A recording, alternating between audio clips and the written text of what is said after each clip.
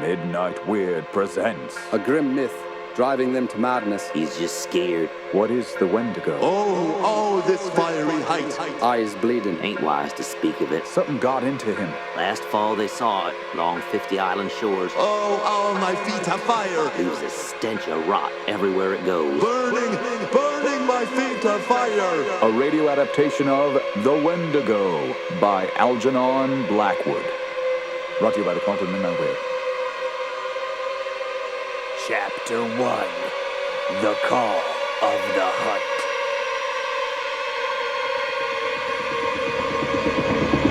We arrived the last week of October. 5 souls daring the Canadian wilderness north of Rat Portage. The moose had been shy that year, leaving hunting parties with only excuses and wild tales.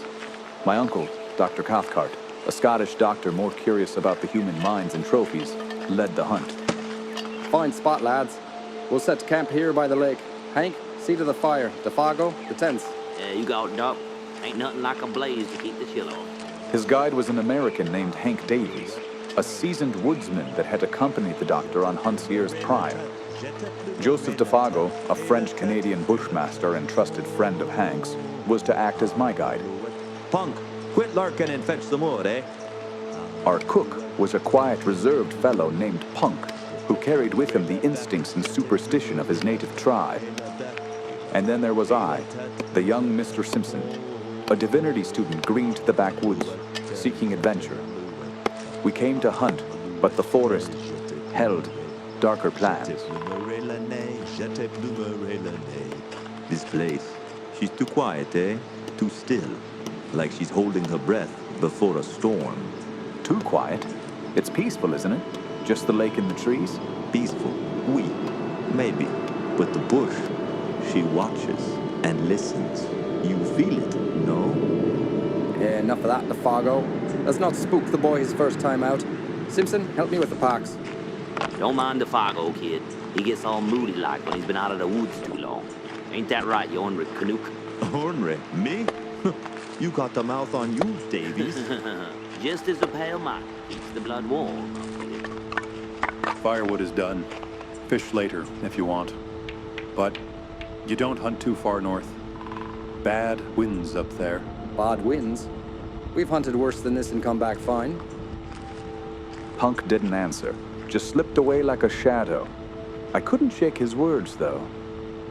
The lake stretched out behind us, like glass under the sky, and the forest loomed, vast, silent, watching. A week of hunting had left us empty-handed, our spirits as cold as the frost creeping over the lake. Night fell. We huddled round the fire, chewing tough fish and venison, the silence heavy. Only Defago tried to break the gloom. I got a tale. Years ago, a trapper camped these woods, starving and alone under winter's bite. One night, a shadow rose, tall as pines, thin as bones, moving too fast for eyes to hold.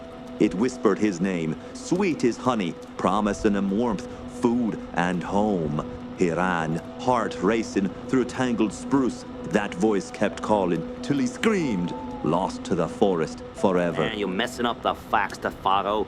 That's most all a peated out lie. Now it's true, Hank. The bush hides things. Hides your sense, maybe. Keep it up, you'll have us all jumping at shadows. Meh. Defago fell silent, his face dark with a sulky frown. No one stirred to feed the dying fire. Stars burned cold above, and the lake's edges iced over, stealthy and still. The forest silence crept closer, wrapping us tight, and I felt it, a whisper of something watching, just beyond the light. I'm for breaking new ground tomorrow, Doc. We ain't got a dead man's chance sitting around here. Agreed. Think it's a good idea. Sure, Pop is good. Suppose now you and I strike up west, up Garden Lake way for a change. None of us ain't touched that quiet bit of land yet, and you, Defago, take Mr. Simpson along in the small canoe. Skip across the lake, portage over into 50 Island water. Take a good squint down that southern shore. The moose yarded there like hell last year, and for all we know, they might be doing it again this year just to spite us. 50 Island water? No one's been up that way this year, and I'll lay my bottom dollar on that. Better yet, take that little silk tent and stay away a couple of nights. I caught the flicker on Defago's face, like firelight, but darker. A shadow of something scared. He didn't jump at Hank's plan, and the silence stretched tight as a bowstring. Ain't no special reason no one's been up there this year, Defago.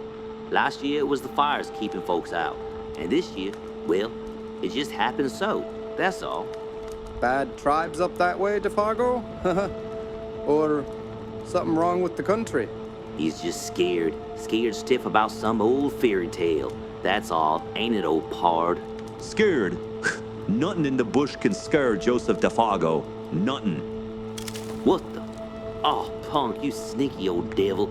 Come warm your dirty hide by the fire. That feed you gave us early was mighty fine. Ain't Christian to let you freeze out there while we toastin'. Punk smiled, darkly I thought, and said nothing. The fire danced on their faces. Uncle's steady calm, Hank's open grin, Defago's flicker of unease. I yawned, too tired to puzzle it out, and stumbled to the tent. But as I drifted off, I wondered, what had scared Defago about that northern shore? And why did Punk linger, listening beyond the fire's reach, with a look like he knew something we did not? Dawn broke sharp and cold over our snow-dusted camp. Before the sun crested the pines, Punk had a fire blazing. The scent of coffee and bacon roused us, lifting our spirits for a fleeting moment. Warmed by the promise of a new day's hunt, yet beyond the wilderness loomed, vast and unyielding, its secrets buried in its stillness that watched and waited.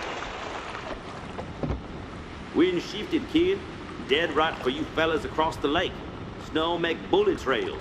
If there's moose up there, they won't smell you coming. Bon chance, mon Jean Defago. Bon chance to you too, Hank.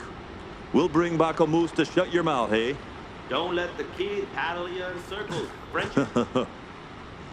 Defago and I set off east, our canoe a dark speck on the lake's glassy heart. My uncle and Hank headed west along the trail, leaving Punk alone at camp. I paddled hard, enchanted by the wilderness, loons skimming the spray, pines crowding the horizon, lungs drinking in the perfumed wind. Defago steered, singing snatches of his chanties. His cheer a spark against the vast bush stretching to Hudson Bay. Say, Simpson, you like this country? Big, eh? Bigger than your little island. It's incredible, like it goes on forever.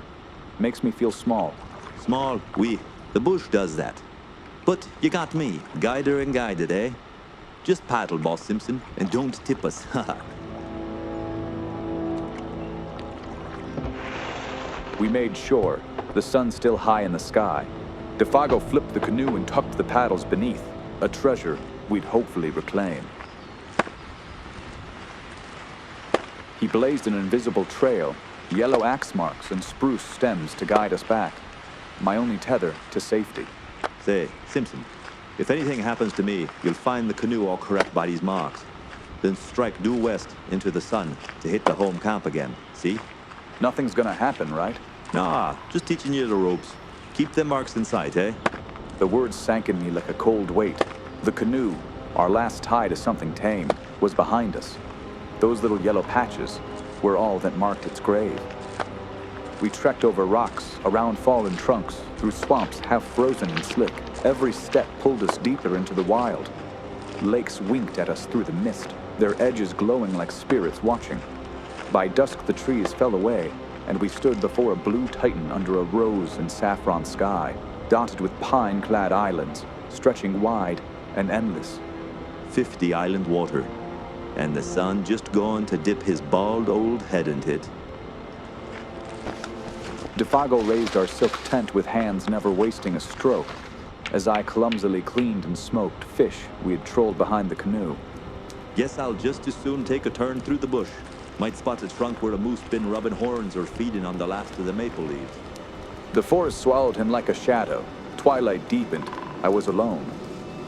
The woodland gods stirred in the lake's vast silence, demanding worship and loneliness. What should I, could I, do if he did not return? Yeah, no moose tracks. Brule's bad. Charcoal and ashes everywhere. Let's eat, Simpson. Defago, these woods, they're too big to feel comfortable in, eh? You hit it, Boss Simpson. No end to 'em. There's places in there nobody won't never see into. Nobody knows what lives in 'em either. Some fellers found that out and went plumb to pieces. Hey, only 60 miles west of Old Punk eating fish and coffee, though. Sing one of your shanties, Defago. Something to keep the dark at bay. All right, boss. Un Canadien errant, banni de ses foyers, parcourait en pleurant des pays étrangers. Un jour triste et lancier, assis au bord des flots, le courant gitait, il adressa à ses Defago's song died mid-verse. He leapt up, sniffing the air as a dog would, turning in all directions before facing east down the lake shore. My heart thudded. What is it? Moose? Something wrong? Defago looked at me, his face pale, white as death under the firelight, eyes wild, on the verge of shrieking. Something was wrong, terribly wrong.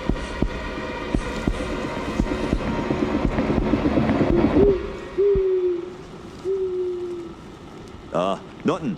Just taking a look around. Never said I heard or smelt nothing. Just, yeah. Got any matches, boss? Pipe's gone out. Lord Defago, you scared me. Say, Boss Simpson, you don't smell nothing, do you? Nothing particular, I mean. Smell? No. Nothing but burnt wood. What's got you spooked, Defago? It's nothing. That song stirs things. Memories. Fellers in lumber camps up north sing it when they're scared. Scared of something that lives up yonder. A great animal, quick as lightning in its tracks, bigger than anything in the bush. Ain't good to look at, they say. What is it, Defago? What's it called? Nothing but backwoods tales, boss. Just what fellers believe when they're spooked and been hitting the bottle. They call it the Wendigo. Just a backwoods superstition. Come, hurry up and get the lantern going. It's time we were in bed if we're going to be up with the sun tomorrow. I'm coming. We crawled into the tent, a frail shell against the ocean of towering trees, smothering us in shadow. Yet the warmth could not shield us from a shadow lingering within, that of fear. Sleep beckoned. I lay with eyes open, gazing into the primeval forest. My pulse, a faint echo of the waves lapping. My soul, heavy. Sleep took me. Or so it had seemed. I found myself lying with eyes open, staring into the dark. Then, soft as a thief, a new sound slipped between the waves. It was weeping, close beside me, not 2 feet away. Defago was sobbing in the darkness, blankets pressed to his mouth to choke the sound. So frail, so human amidst this desolate wild, it stirred pity, then dread.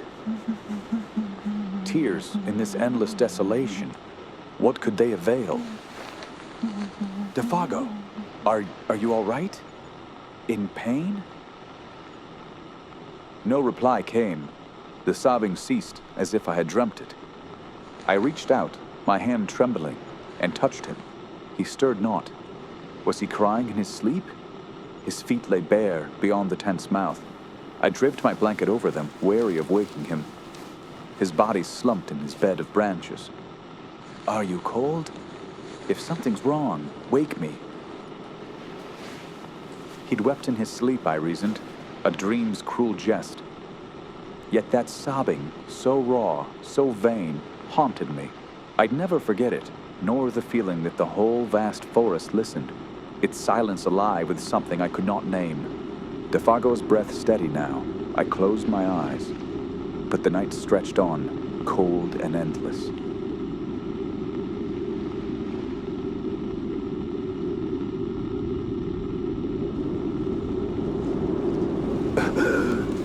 A strange jolt woke me, the tent quaking as if something rushed past the door. Defago sat upright, trembling like a leaf, pressed close, shrinking from the tent's flap. The pale gleam of dawn outlined his face, his fear a contagion that chilled my heart. Defago, what is it? No answer came. The air hung thick, a nightmare's weight pressing down. Was I here, in this frozen wild, or safe at home? Confusion clouded my mind, then shattered.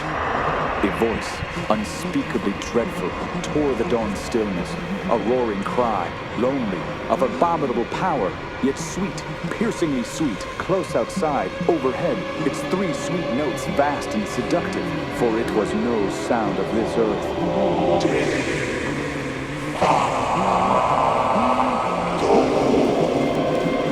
Defago sprang to his feet, blundering into the pole, arms flailing for space. For a fleeting second he stood, a dark silhouette against the dawn's light. Then with a furious rush, he plunged through the canvas, sprinting into the dark. Oh, oh, my feet of fire, my burning feet of fire. Oh, this heightened fiery speed. Oh, oh, my feet of fire, my burning feet of fire. Oh, this heightened fiery speed. Oh, oh, this heightened fiery speed.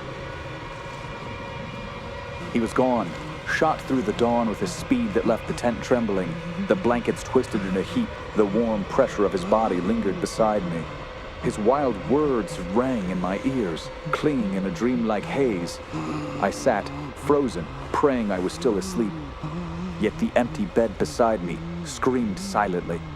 A strange perfume, faint yet pungent, choked the air. The wilderness closed in, its terror gripping me, and I knew something had called him, and he had answered.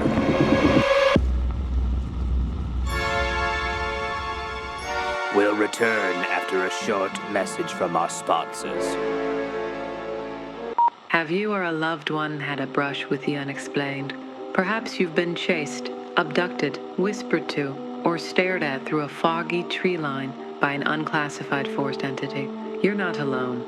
At Cryptid Survivors Anonymous, we understand the terror of facing the unknown. I was camping in the North Woods when I heard it. That awful, unearthly call. I haven't slept a night since. I forgot to turn the gas off in my apartment. The Mothman saved me. Then he took my cat, Mr. Picklesworth. I tried to snap a picture of the Sasquatch, but he just stared at me. Then he gave me the finger and walked off with my cooler. Whether it was a chupacabra encounter that ruined your wedding day, a Bigfoot sighting that cost you your job, or a Wolfman-induced psychotic break involving maple syrup and a snowshoe, we understand. Cryptid Survivors Anonymous, if you've seen something, say something. No one will call you crazy here. Join us every Thursday at the community center, now fitted with anti-possession sigils and decaf coffee. And don't forget a flashlight. Oh, and if possible, holy water. Because sometimes the monster under your bed lives in the woods. And back to the show. Chapter 2, The Scorched Man. I stumbled from the tent, the gray dawn cold on my face. The camp lay silent, tent soaked with dew, ashes still warm, the lake veiled in mist. Defago was gone, his cry echoing in my mind, unreal yet true and horrible. A strange odor lingered, faint, pungent, sweet as decaying leaves, acrid as a lion's breath, fading now, yet choking me with a terror I could not name. His silent absence cut sharp as a blade. Defago? Defago! Defago! I ran like a frantic child lost in the wilderness, shouting his name. Defago! The trees mocking me. Defago! The trail led across snow patches, then vanished where pines grew thick.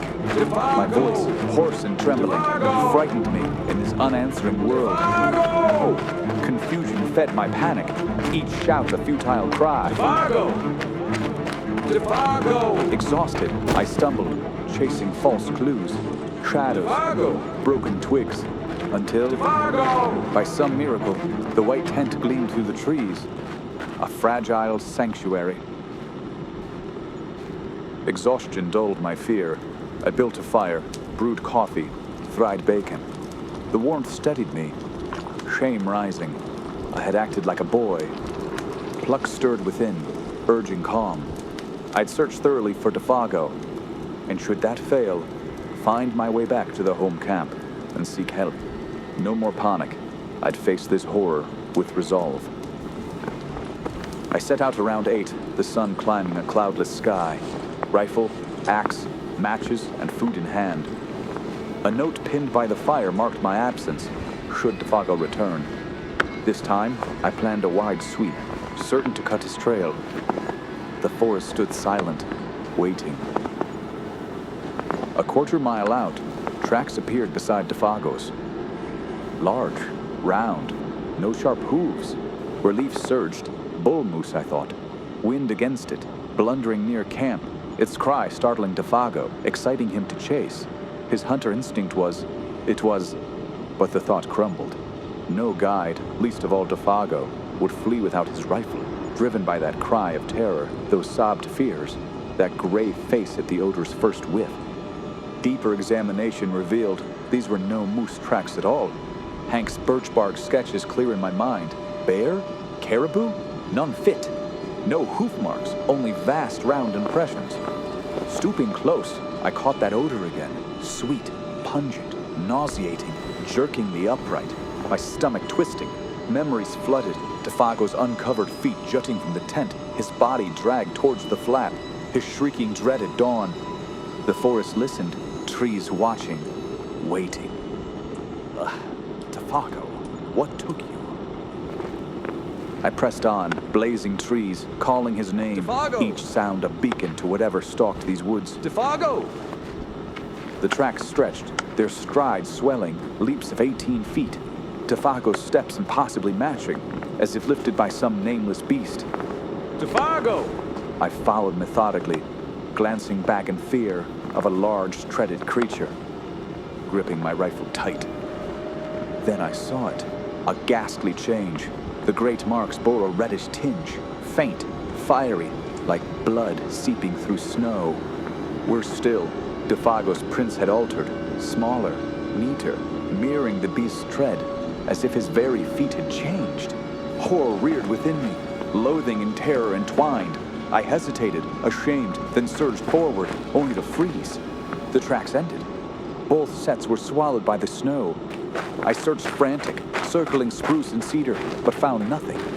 The feet had left the ground. My feet to fire, my burning feet to fire. This heightened From the wintry sky, Defago's voice wailed, faint and beseeching, tearing through my soul. The rifle slipped from my hands, my body collapsing against a tree. this height at fiery speed. I ran, wild, tripping over roots, calling his name, chasing the call through a maze of trees. The panic of the wilderness seized me, its desolation aflame in my mind. Defago, hunted, driven across vast, ancient forests, lost in eternal loneliness. Defago! Hours bled into dusk, Defago's cry a mere ghost in my ears. Reluctantly, I turned back, my voice broken, raspy, the pursuit futile. With difficulty, I found the rifle, half buried in the snow. The blaze trailed faint. Hunger gnawed, its bite anchoring my mind, lest madness claim me wholly. The gathering dusk turned shadows to threats. Footsteps trailed me. Laughing voices whispered behind trees.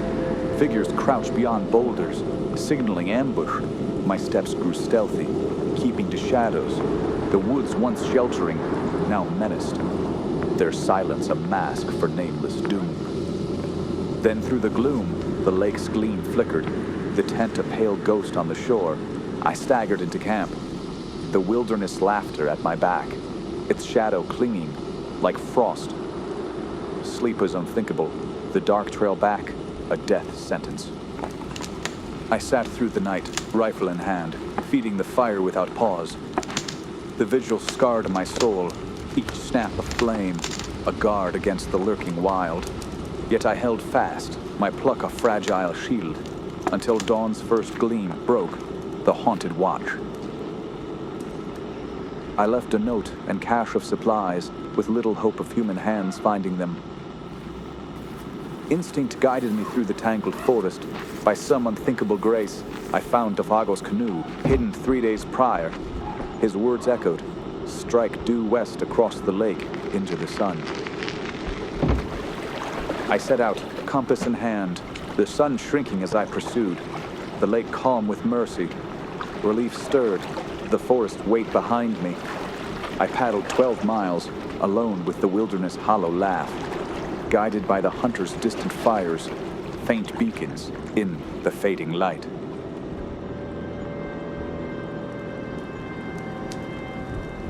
Hank. Punk.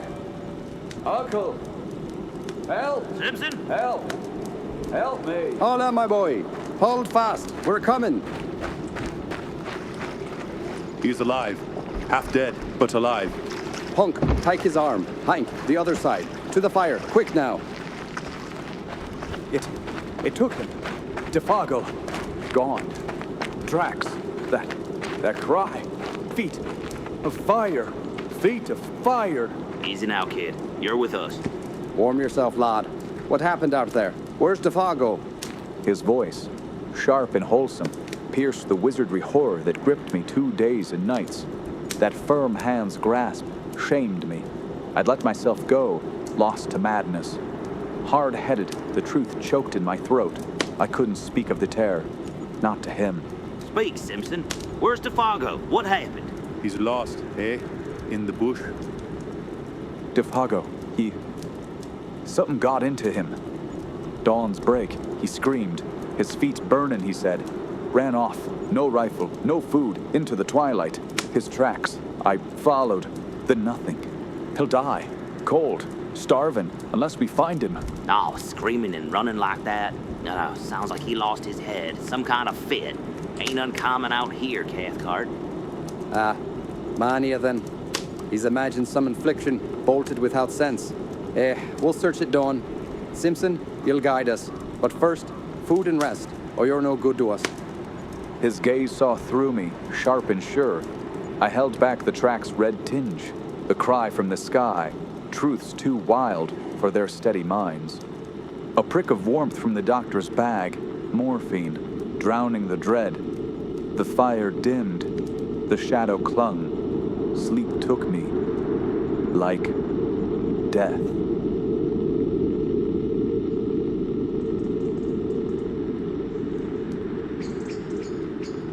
Dawn broke gray and sharp, my body heavy from sleep's cold grip. The morphine dulled my sense, but the wilderness shadow returned. A weight I could not shake. 7 o'clock, men. Time we set off. Punk, keep the fire hot. Food ready. Fire'll be burning. Good luck. Let's move, Simpson. Point the way. We struck out, rifles slung, toward the spot of horror, where Defago's trail began. Now, lad, tell me more. Defago, what signs did he show before he ran? His voice was gentle, but his eyes pressed me, pulling truths I'd buried. Shame fought pride, yet the words slipped out. He spoke of something, a Wendigo, he called it. Vague-like, cried in his sleep too, restless. Said he smelled something odd round camp, sharp, unnatural, and a strange sound calling on the wind. Did you notice anything yourself? Aye, the sound, the smell. At first nothing, but then an odor, pungent, acrid, like lions. It hit me, made me sick, dizzy, like the world twisted. Curious. Go on, lad. What else? I heard him, Uncle. Defago, calling for help. Faint, far off, in the dark. Calling for help? God help him out there. Might still be alive if we're quick. But his tracks, they changed. Like the beasts beside him, with a fiery tinge in the snow. I couldn't make sense of it. Splendid courage, Simpson. Holding steady through such strain. Be it the spell or these terrible solitudes, lad. The wilderness warps the mind. His cries in his sleep, the Wendigo talk. Superstition born of loneliness. The sound on the wind, a moose's bellin', twisted by air. That sharp scent, moose musk, heightened by your fear. And those tracks, a fault in your eyes, excited by fear. You faced terror few could, lad, and kept your wits. It was real, Uncle. That smell, it wasn't no moose. Made me reel, like the world tilted. Marvelous, lad, that it didn't seem worse. The wilderness tests us all. I felt it at your age, but you've acted with wisdom beyond most. His praise warmed me, yet made me feel foolish, as if my fears were that of a boy.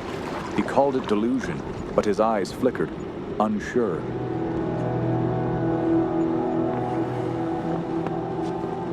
By 50 Island Water, the lake glinting cold and vast, we found the camp. Tent standing, fire's ashes cold, my note pinned to the stake, untouched. The cache lay torn open, matches scattered by mink and squirrel, every crumb gone. Well, fellers, he ain't here. That's as sure as hell's fire. But where he's got to, damned if I know. He ran that way, like a deer, between the birch and hemlock. 2 miles I followed, till his trail stopped, dead.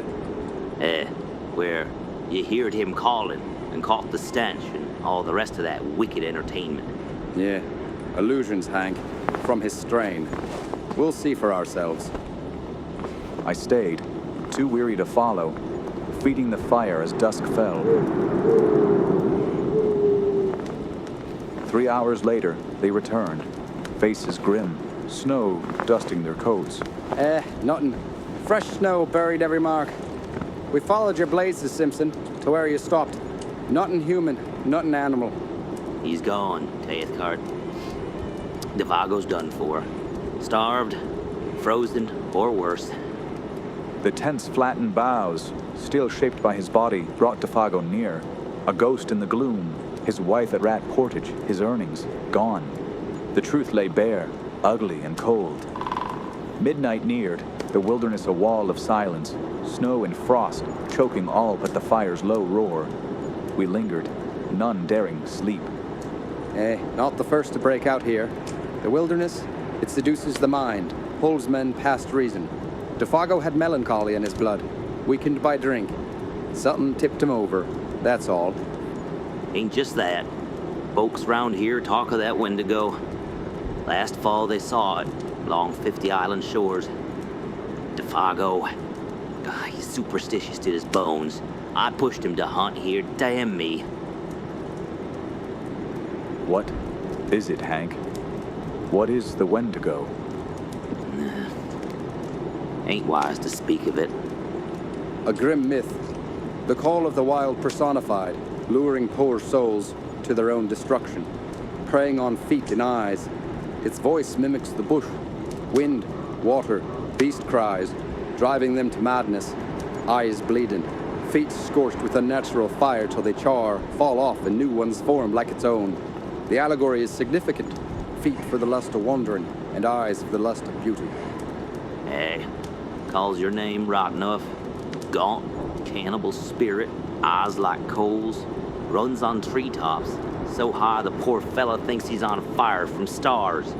Drops him like a hawk's prey, leaves a stench of rot everywhere it goes. That stench, those tracks, it fits. Only a myth. All of this talk of superstition with Defago is what brought on these illusions. Defago said little of it, Uncle. Just the name once, like a curse. Never spoke of scorched fire or rot. Yeah, and its favorite food of all the muck in the whole bush is moss. Moss eater. Legends feed fear, lad. Defago's talk planted seeds. Your mind grew wild with excitement. Only a grim myth. His voice wavered, less sure. He poked the fire, quick to stoke it. staring at every sound. A fish's splash, a twig's fall. Hank faced the forest, never turning, as if the dark watched back. I understood now the true purpose of this talk. It was a battle against silence. We were fighting against time. Fear hung thick, binding us to the Wendigo shadow.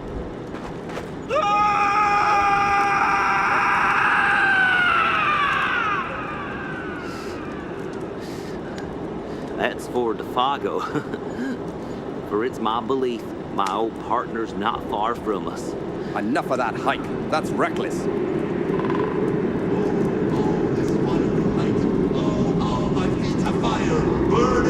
Burning my feet of fire! That's his cry, the very words. Oh, this fiery height! Defago, come down to us! Fire!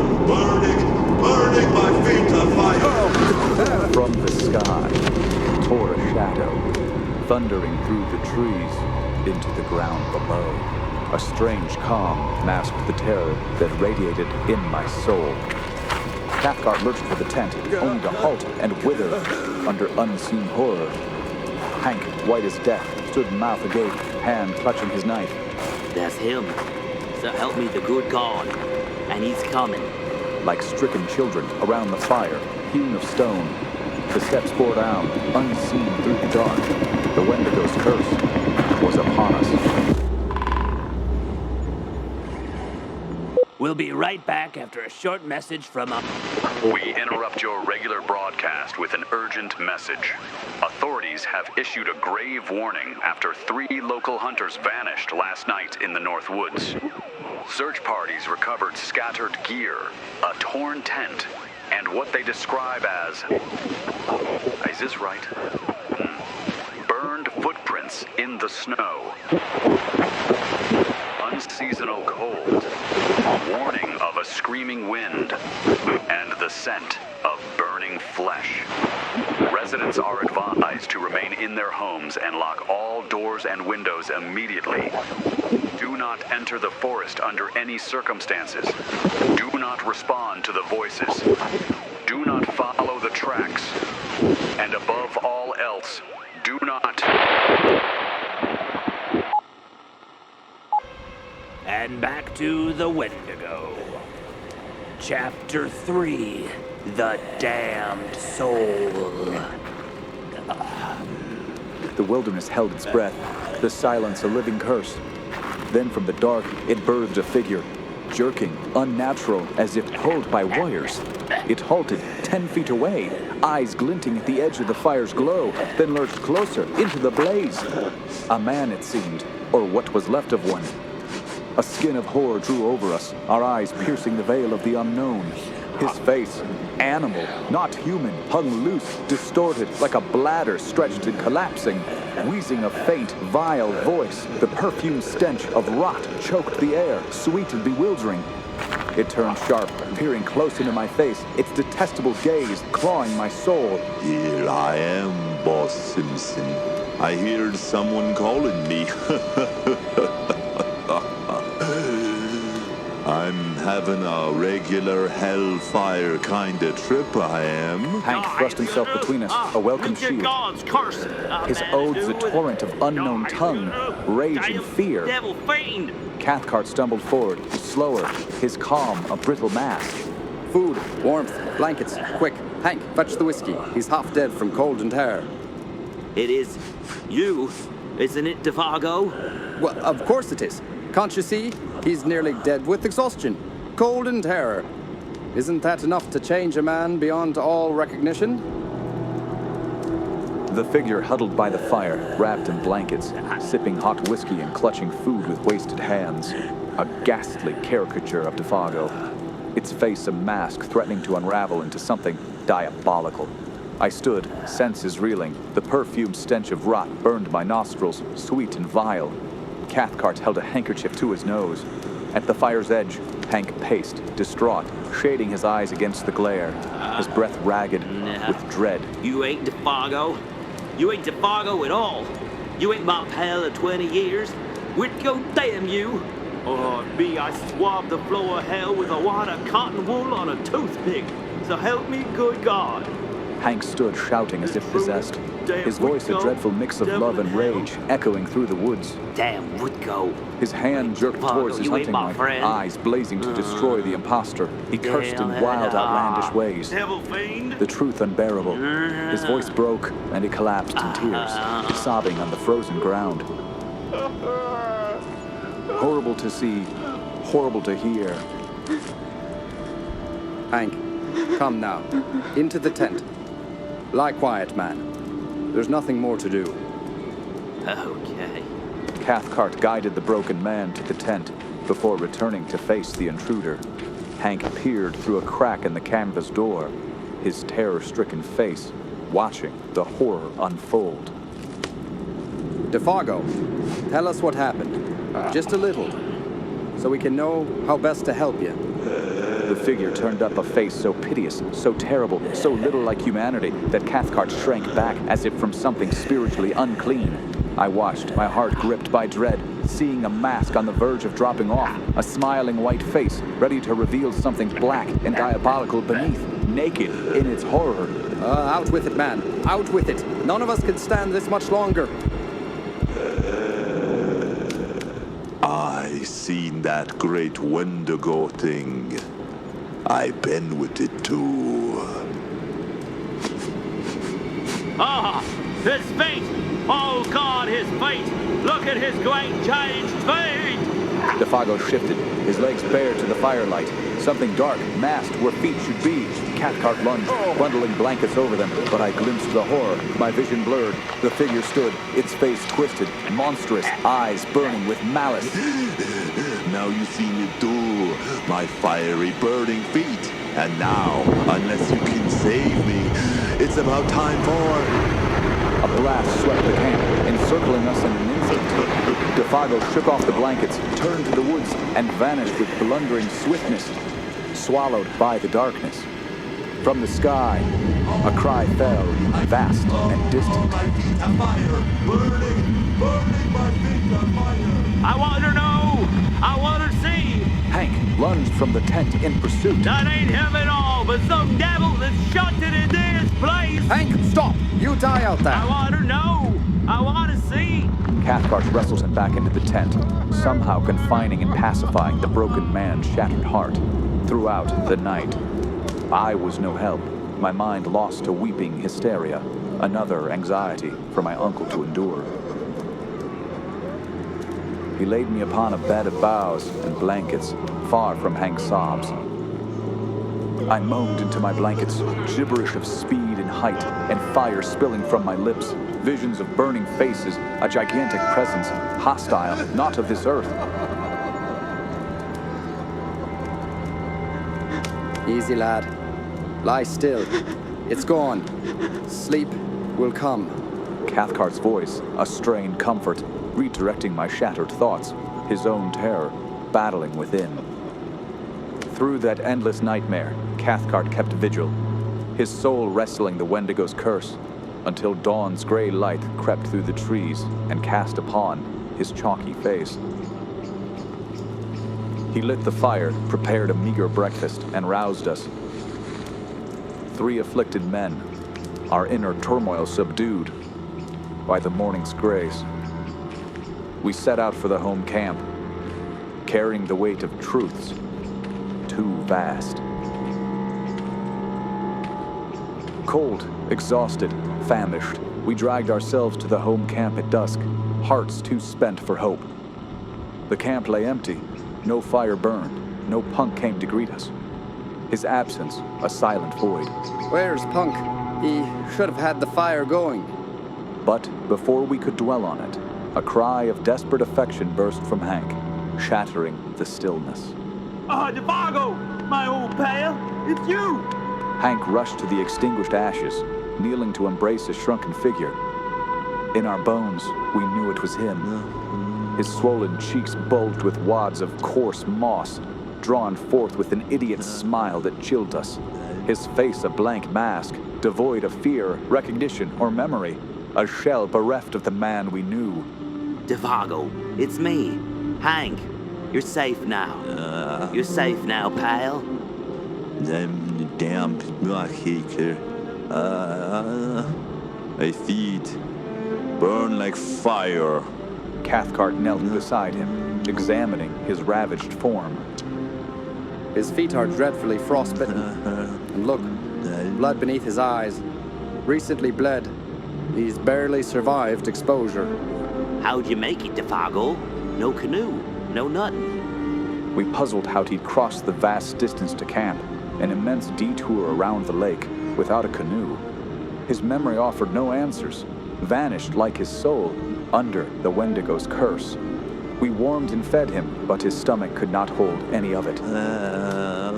His piteous, childish voice broke our hearts anew. My feet, they hurt.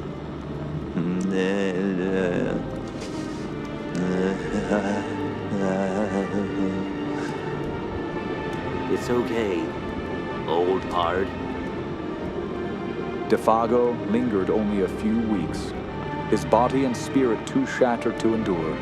Before winter's end, he slipped away, bereft of mind and soul, claimed by the wilderness that had taken him. Later, Punk's tale cast a final shadow. While cleaning fish by the lake at dusk, he saw a weakened shadow, Defago, stumble into camp, preceded by that singular odor, the perfumed stench of rot. In that instant, the terror drove him. He fled, covering 3 days' journey in a blur, knowing in his blood what it meant. Defago had seen the Wendigo.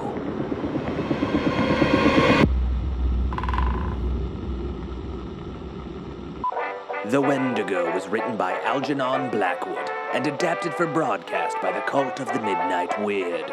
Tonight's story is a public service reminder that nature is always trying to kill you, so stay out of the woods. Nothing good can come from it.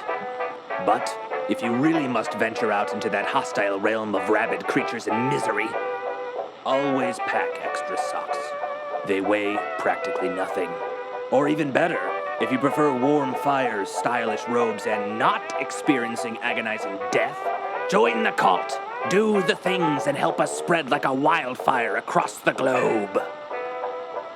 Or don't, and freeze alone with your bitter little toes. That's all for now. Good night.